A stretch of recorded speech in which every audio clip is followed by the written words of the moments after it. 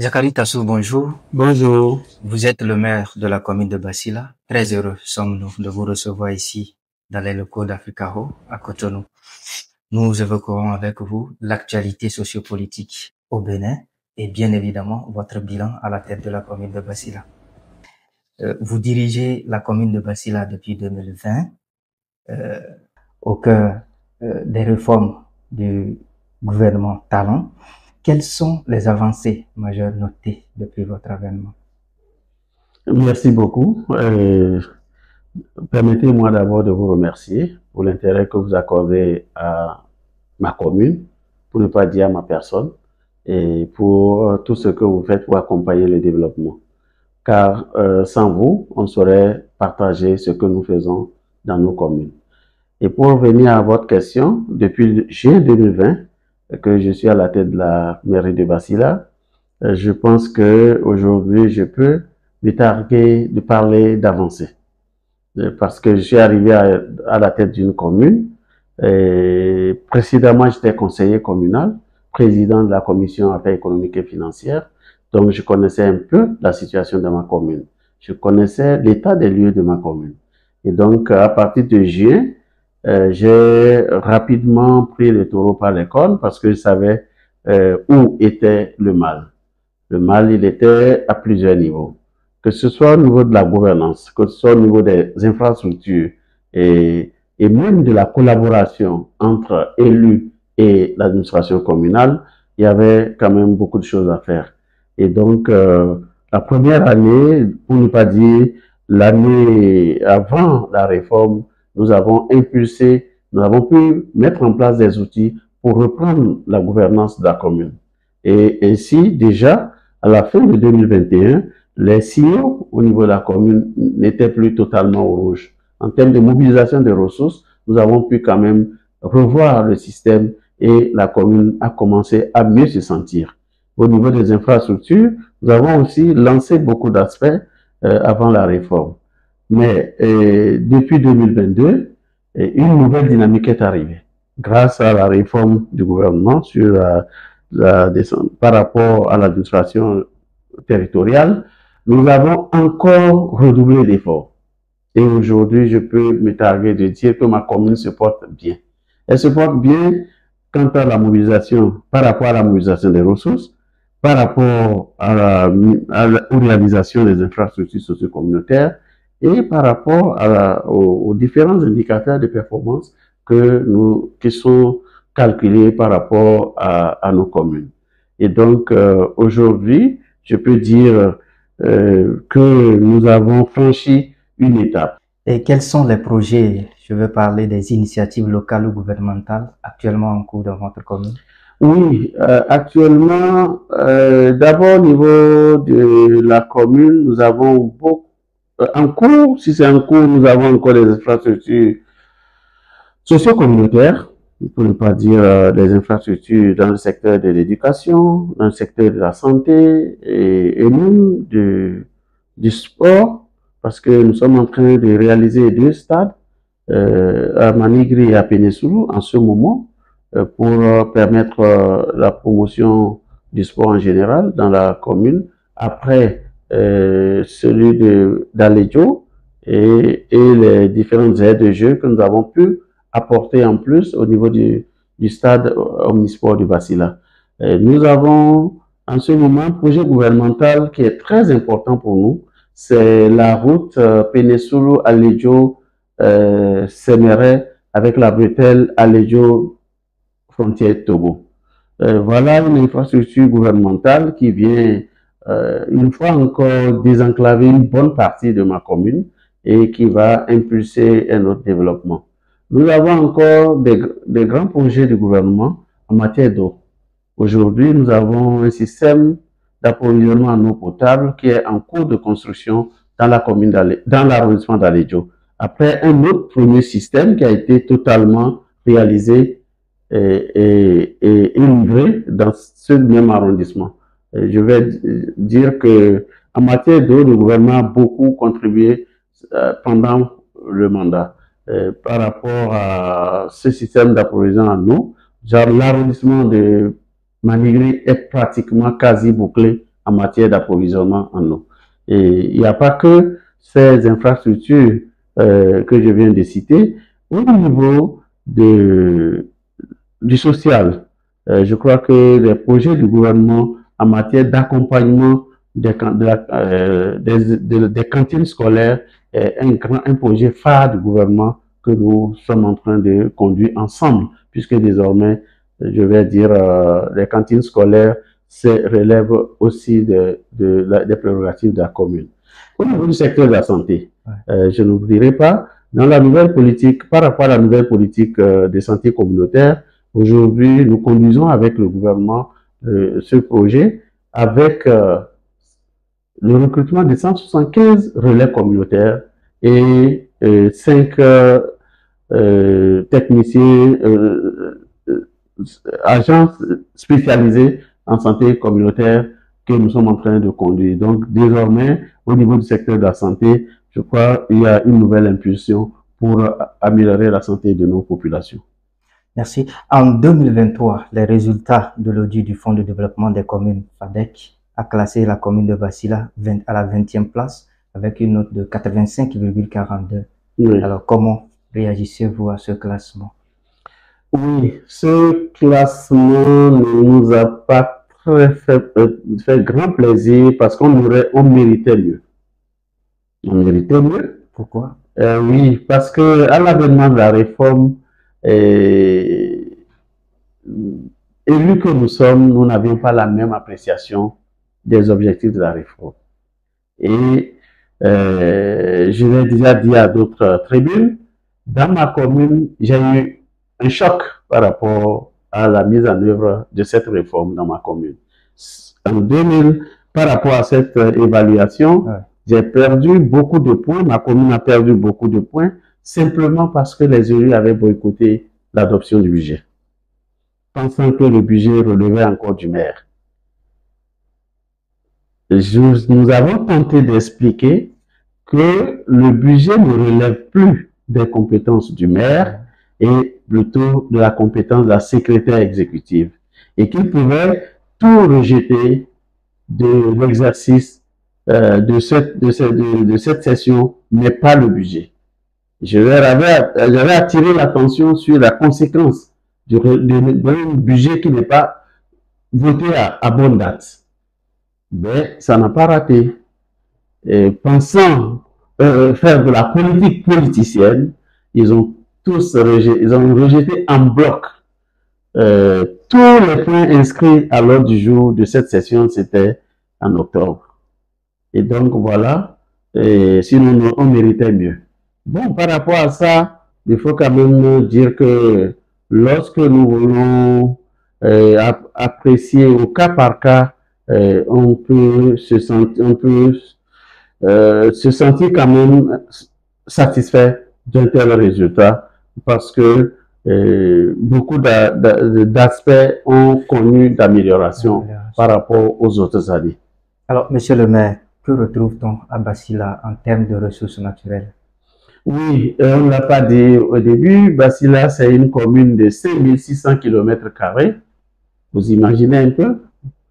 Et avec 4 forêts classées, pas des moindres, la forêt des Monts-Koufé, la forêt de Walimaro, la forêt de Péressoulou et la forêt de Basila. Ces 4 forêts recouvrent à peu près 2/5 du territoire. Vous imaginez, c'est la première ressource. Et ensuite, les terres cultivables. Sur 5600 km², si on déduit les 4 forêts, le reste, c'est les forêts, c'est vrai, des milieux urbains, mais des terres cultivables. Et qui vous souviennent, peut-être dans vos lectures, vous aurez pu le savoir, Basila était la commune pourvoyeuse en bois d'œuvre, la principale au plan national, en bois d'œuvre. Et donc, le bois est une ressource très importante, mais mal exploitée. Aujourd'hui, nous sommes dans une nouvelle dynamique où nous contrôlons cette exploitation et nous procédons à un reboisement des zones déboisées. Et donc, il y a le bétail, il y a l'élevage. qui est une ressource parce que avec toutes ces terres que je viens de décrire, toutes ces forêts, c'est l'élevage qui en profite. Donc, pour ne citer que ça, ces ressources, il y a la ressource humaine qui n'est pas la moindre. Ah ouais. Et si vous faites un tour à Basila un jour, vous allez comprendre la diversité culturelle que regorge Alors, la commune. j'en venais, monsieur le maire. Selon le recensement général des populations de l'habitat, en 2020, la commune de Basila comptait une population près de 140 000 habitants, des groupes socioculturels différents. Alors, quelles sont les ethnies que nous pouvons trouver à Basila? Oui, mais revoyons, c'est depuis 2013. Ça, c'est depuis Le 2020. recensement, c'est le 4e recensement général de la Depuis population de 2020. 2013 qui donnait 130 000 et quelques comme effectif de la population. Aujourd'hui, nous avoisinons les 200 000 et nous attendons les résultats du dernier recensement. Et bon, je crois sur les 200 000 environ que compte ma commune, je crois que nous pouvons compter principalement les peuples amis. Amis, c'est les localités de Basila, Pénésoulou, majoritairement. Les Nago, je vais parler de Manigri, les Koura à Lécho, les Lupa, qui sont devenus une population ethnique pratiquement, en termes de classement, qui concurrence avec les deux premières que j'ai citées.